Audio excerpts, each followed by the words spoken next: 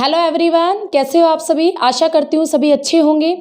आज की जो आपकी क्लास है भाई वो जियो से रिलेटेड है और जियो की क्लास में आज आपका एक छोटा सा बट इम्पोर्टेंट टॉपिक हम करने वाले हैं पीजीटी लेवल के लिए। जियो में पीजीटी लेवल के लिए मोस्ट इम्पोर्टेंट टॉपिक है और इसके साथ ही मैं आपको ये बताना चाहती हूँ कि अब हमारे पास आपका पीजीटी लेवल का, जियो का और नेट लेवल का अगर हम बात करें ज्योग्राफी का पेड कोर्स अवेलेबल है। तो अगर आप पेड कोर्स लेना चाहते हो तो अचीवर्स अकेडमी ऐप डाउनलोड करें और ज्वाइन करें वहाँ से आपका पेड कोर्स, और उसके बाद अपने एग्ज़ाम को ईजिली क्रैक करें। तो चलिए स्टार्ट करते हैं अपनी आज की वीडियो, जिसमें हम जियो से रिलेटेड एक टॉपिक पढ़ने वाले हैं, महासागरीय जल।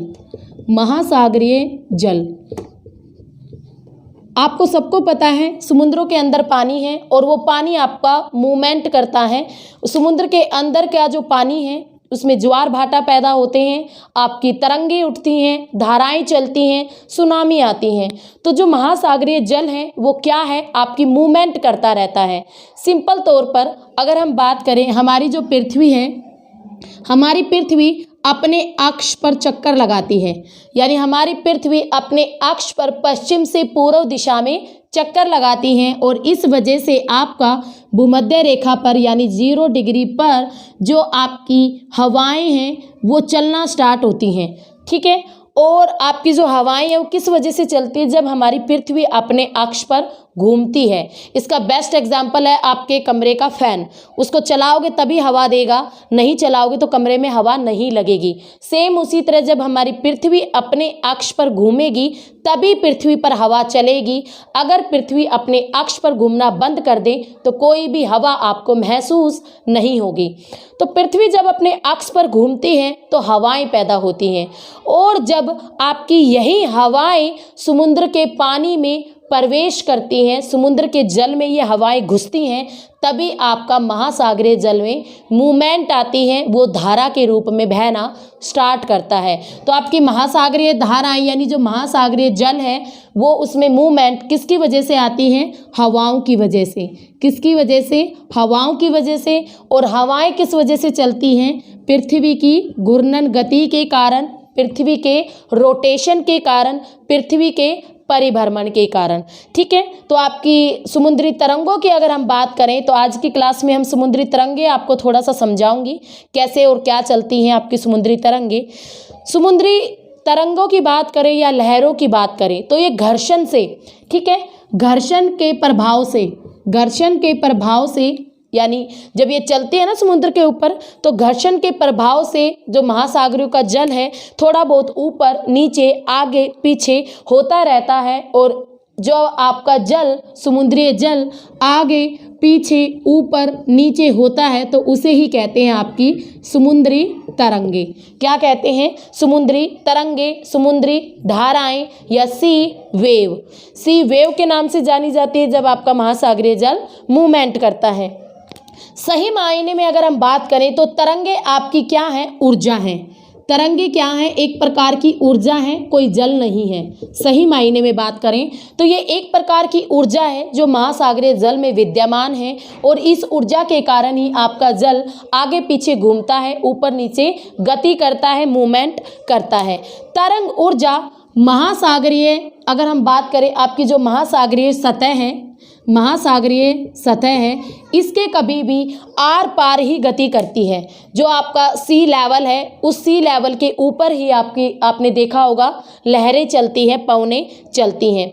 आपकी जो ये पवनें हैं, ये जो पवनें हैं, पवनों की वजह से आपकी तरंगे बनी और तरंगे घर्षण की वजह से समुद्र पर चली, और ये आपकी जो धाराएं हैं अलग अलग नाम से जानी जाती हैं। कैसे, देखो भाई बताते हैं अभी आपको महासागरीय जल में क्या क्या होता है।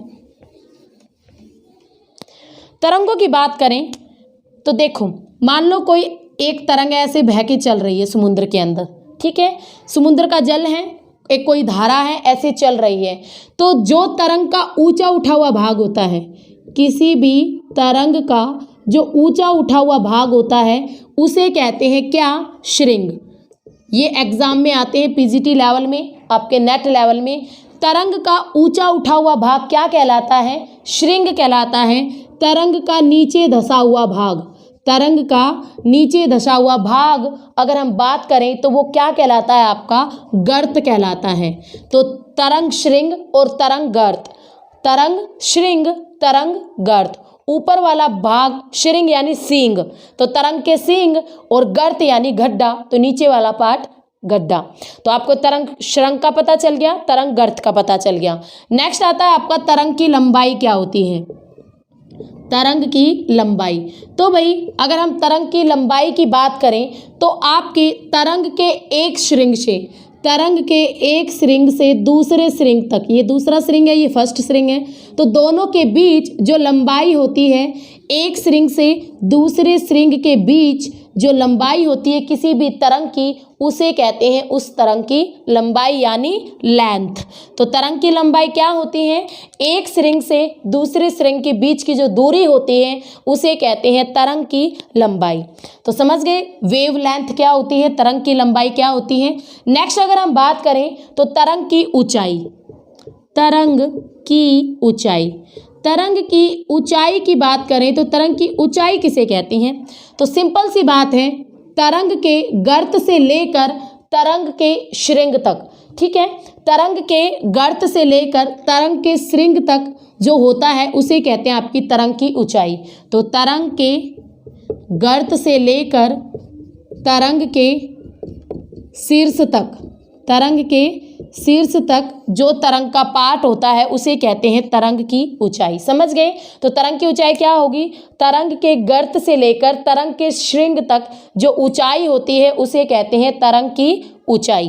अब नेक्स्ट आता है आपका आवर्तकाल, जो कि एग्जाम में पूछे जाते हैं। ये तो सिंपल चीज़ें थी, याद हो जाती हैं।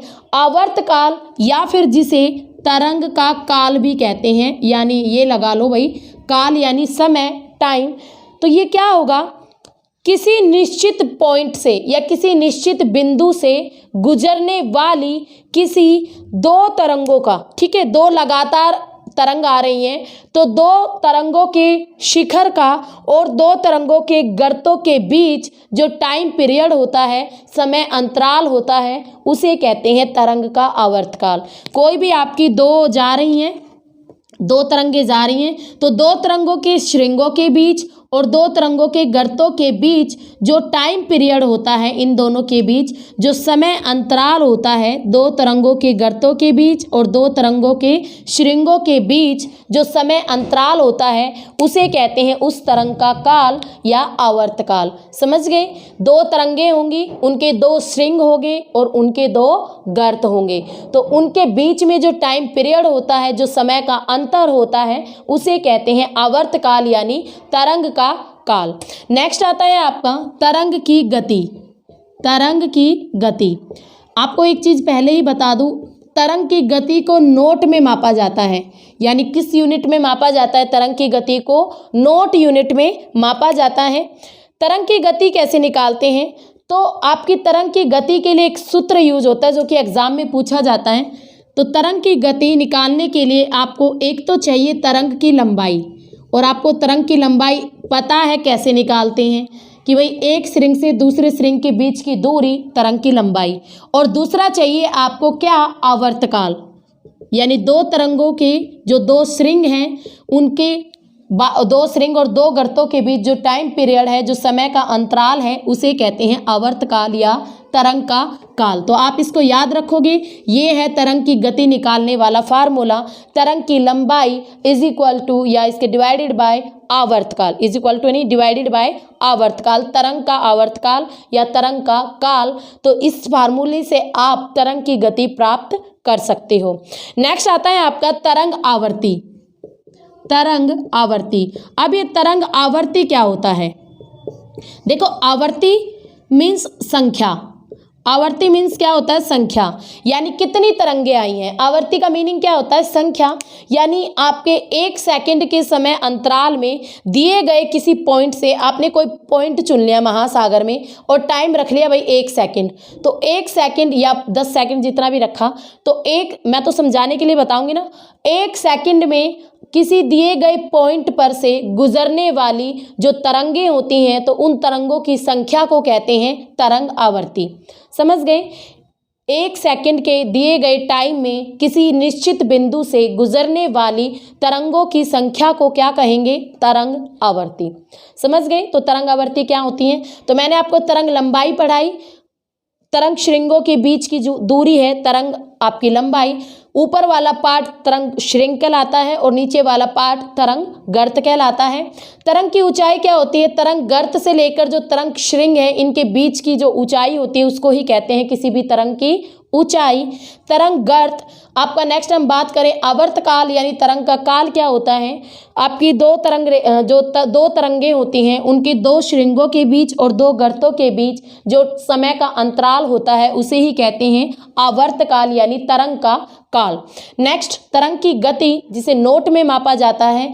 तरंग की लंबाई जो आपकी तरंग की लंबाई थी उसको डिवाइड कर दे आवर्त काल से तो आपकी तरंग की गति प्राप्त की जाती है। नेक्स्ट आता है आपका तरंग की आवृत्ति।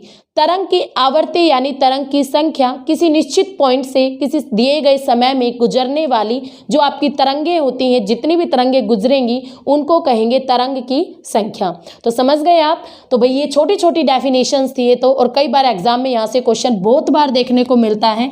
पीजीटी लेवल DSSB की बात करें, KVS में भी यहाँ से क्वेश्चन आता है और इसके साथ साथ NVS में भी कई बार यहाँ से क्वेश्चन पूछा जाता है। तो इसलिए थोड़ा इंपॉर्टेंट थी चीज़ें मैंने आपको यहाँ पर बता दी हैं तरंग से रिलेटेड। अब इसके बाद महासागर का जल आपने कभी देखा होगा, कभी तट की ओर आ रहा है, कभी क्या होता है तट से पीछे की ओर वापस जा रहा है, कभी बीच में ही डूबा जा रहा है। तो कई तरीके से आपकी महासागरीय जो तरंगे हैं वो चलती हैं। तो आपके मेनली अगर हम बात करें महासागरीय तरंगे 3 प्रकार की होती हैं। 3 प्रकार की होती है महासागरीय तरंगे, 3 प्रकार की। कौन सी? सी, सवेल, ठीक है, आपकी सी, सवेल और सर्फ। 3 प्रकार की तरंगे होती हैं, सी, सवेल और सर्फ। सी क्या होता है? सी सबसे पहले सी तरंग के बारे में पढ़ेंगे। सी जब कभी आपके महासागर की सतह पर विभिन्न दिशाओं से भिन्न भिन्न गति के द्वारा पवनें चल गई। महासागर की सतह पर ये आपका महासागर है, यहाँ से भी हवा चल रही है, यहाँ से भी हवा चल रही है, यहाँ से भी हवा चल रही है, यहाँ से भी हवा चल रही है। तो विभिन्न दिशाओं से आपकी हवाएं चल रही है, पवनें चलती हैं। तो एक साथ भिन्न भिन्न गति की यानी भिन्न भिन्न लंबाई की और भिन्न भिन्न दिशाओं से आपकी क्या चलता है? तरंगों का समूह चलता है। क्या चलता है? तरंगों का समूह चलता है। जब आपके महासागरीय सतह पर अलग अलग दिशाओं से अनेक हवाएं चलती हैं तो आपकी एक साथ अलग अलग लंबाई वाली, अलग अलग ऊंचाई वाली तरंगों का समूह पैदा हो जाता है। और आपकी ये जो तरंगे होती हैं अव्यवस्थित होती हैं, ठीक है, यानी पर्टिकुलर इनकी दिशा नहीं बता सकते हम। अव्यवस्थित होती हैं, अनियमित होती है, पता नहीं चलता। और इस प्रकार की जो तरंगे हैं उन्हें कहते हैं सी। इस प्रकार से जो तरंगे चलती हैं उन्हें कहते हैं समुद्र में सी तरंगे। ठीक है, सी तरंगों का जो स्वभाव होता है वो हमेशा कैसा रहेगा? जटिल स्वभाव की होती हैं ये और परिवर्तनशील होती हैं। जैसे हवा बदलेगी ये भी अपनी डायरेक्शन बदल लेंगी। तो परिवर्तनशील होती हैं और जटिल होती हैं आपकी सी तरंगे। कुछ नहीं था, महासागरीय सतह पर विभिन्न दिशाओं से आपकी हवाएं चल रही हैं और उन हवाओं के कारण जब समुद्र का पानी मूवमेंट कर रहा है और उस पानी की वजह से आपका जो धाराएं पैदा हो रही हैं वो अनियमित और अव्यवस्थित पैदा हो जाती है और एक समूह सा बन जाता है जिसे कहते हैं सी। समझ गए सी क्या होती है? नेक्स्ट आती है आपकी स्वेल। नेक्स्ट आती है भैया आपकी स्वेल। स्वेल की बात करें तो स्वेल क्या होती है? कई बार आपका क्या होता है महासागरों के अंदर तूफान से भी आते हैं। आपको सबको पता है चक्रवात आते हैं, तूफान आते हैं, भयंकर भयंकर, हरिकेन, टोर्नेडो नाम भी रखे गए हैं। तो महासागर में जो तूफान आते हैं महासागर के सेंटर से, यानी ये आपका कोई महासागर है, ये इसका सेंटर पॉइंट है। तो जब भी कोई महासागर में तूफान आता है तो केंद्र से बाहर की ओर आता है, इस सेंटर से बाहर की ओर आता है ये तूफान और कुछ दूरी पर जाकर एक निश्चित ऊंचाई की और आवर्तकाल के साथ समुद्री तरंगे नियमित रूप से चल रही होती हैं ऐसे। ठीक है, तो जब भी कोई तूफान आता है तो केंद्र से बाहर की ओर आता है, और बाहर की ओर जो आपकी पानी चलता है, जो तरंगे चलती हैं, वो एक निश्चित दिशा में, एक निश्चित ऊंचाई में, एक निश्चित ऊंचाई में और एक निश्चित आवर्तकाल के साथ चलती हैं। और इस प्रकार की जो तरंगे होती हैं उन्हें क्या कहते हैं? स्वेल कहते हैं। तो ये नियमित रूप से चलती हैं। याद रखना ये कैसे चलती हैं? नियमित रूप से चलती रहती हैं। अंदर तूफान आ रहा है, बाहर पर ये तरंगे नियमित रूप से, आप तट पर बैठे हो, आपने को दिखता है ना, नियमित रूप से एक लहर आएगी, आपके पैरों को छुएगी, फिर आप पीछे हट जाएगी, फिर आएगी, फिर छुएगी, फिर पीछे हट जाएगी। कई बार ऐसा होता है कि वो आपके पैरों को टच नहीं करेगी, कई बार छोटी होती है, कई बार बड़ी होती है। बट जब ये आपकी निश्चित ऊंचाई की और निश्चित आवर्तकाल की जो तरंगे होती है उन्हें कहते हैं स्वेल। बिल्कुल हर बार आपके पैरों को छुए तो वो होगी आपकी स्वेल तरंग। नेक्स्ट आती है आपकी सर्फ। सर्फ तो आपने स्वेल समझ लिया। सर्फ में क्या होता है? आपका जो महासागरीय जल है, सर्फ तरंगे किसे कहते हैं? कौन सी तरंगे सर्फ प्रकार की होती हैं? कभी कभी मान लो ये आपका कोस्टल एरिया है, ये क्या है? तट है, ये समुद्र है, कोस्टल एरिया है। और कभी कभी आपका कोस्टल एरिया उथला होने के कारण ऊंचा हो जाता है। उथला होने के कारण कभी कभी वो क्या हो जाएगा, आपका जो महातरंगे हैं वो आपकी जो तरंगे हैं वो समुद्र की गहराई से टकराती हैं, यानी तट आपका ऊंचा हो गया तो समुद्र की गहराई से टकराती है तरंगे, और इससे आपका घर्षण बल पैदा हो जाता है। और इसकी वजह से जो आपकी धारा है वो कैसी हो जाती है? थोड़ी धीमी सी हो जाती हैं, यानी उसकी गति में गिरावट आ जाती है। ठीक है, उसकी गति में गिरावट आ जाती है। अब देखो ध्यान से सुनना, तट था, उथला होने के कारण ऊंचा था, तो कोई भी आपकी लहर आई, इससे टकरा कर घर्षण बल पैदा हुआ और उसकी गति कैसी हो गई? धीमी हो गई। उस तरंग की गति धीमी हो गई। तरंग फिर क्या हो जाती है? ऊंची उठनी पड़ती है। क्यों ऊंची उठती है? क्योंकि तट ऊंचा है, तो फिर वो तरंग ऊंचा उठने की सोचती है। आपने मूवियों में देखा भी होगा ना, जैसे ही कोई पानी समुद्री तरंग आई तो आपकी जो तरंगे हैं वो घर्षण के कारण धीमी पड़ जाती हैं, और जब आपकी तरंगों की गति धीमी पड़ जाएगी तब ही उसे ही कहेंगे आपकी क्या? सर्फ। जब आपकी तरंगों की गति घर्षण बल के कारण धीमी पड़ जाती है तो उसे ही कहते हैं सर्फ। ठीक है, उसे ही क्या कहेंगे? सर्फ कहेंगे। ठीक है, आपकी तीसरी प्रकार की तरंग सर्फ। तो आपने पढ़ लिया सी, आपका सी क्या होती है, स्वेल क्या होती है और सर्फ क्या होती हैं। तो ऐसे ही महासागरीय तरंगों में काफ़ी गतियां आगे पैदा होती हैं। ठीक है, तो आपका बहुत ज़्यादा डीपली है ये कंसेप्ट, अगर हम बात करें बहुत ज़्यादा डीपली, तो जिसमें हम पीजीटी लेवल में अच्छी तरह से स्टडी करते हैं। अगर आप चाहते हो आप अच्छी तरह स्टडी करो, डीपली स्टडी करना चाहते हो तो अपना अचीवर्स अकेडमी ऐप डाउनलोड करो और वहाँ जाके आप कोर्स ले सकते हो। ठीक है, आप भी कहोगे मैम बार बार कह रही है, पर भाई मेरा काम है, आपकी मर्जी है, आप लेना चाहते हो या नहीं लेना चाहते हो। ठीक है भाई, तो इसे अच्छी तरह से स्टडी कर लेना और फिर मिलेंगे। तब तक के लिए आप इसके जो छोटे छोटे पॉइंट हैं इनको अच्छी तरह से पढ़ लेना। कई बार ये छोटे छोटे पॉइंट ही एग्जाम में हमें को नंबर दिला जाते हैं, तो इन्हीं के ही क्वेश्चंस बन जाते हैं और फिर हमें नंबर मिलते हैं। तो ये छोटी इन्फॉर्मेशन जरूर है पर मोस्ट इम्पोर्टेंट है for PGT level, for TGT level और नेट लेवल आल्सो। ओके, फिर मिलेंगे, तब तक के लिए हैव ए नाइस डे।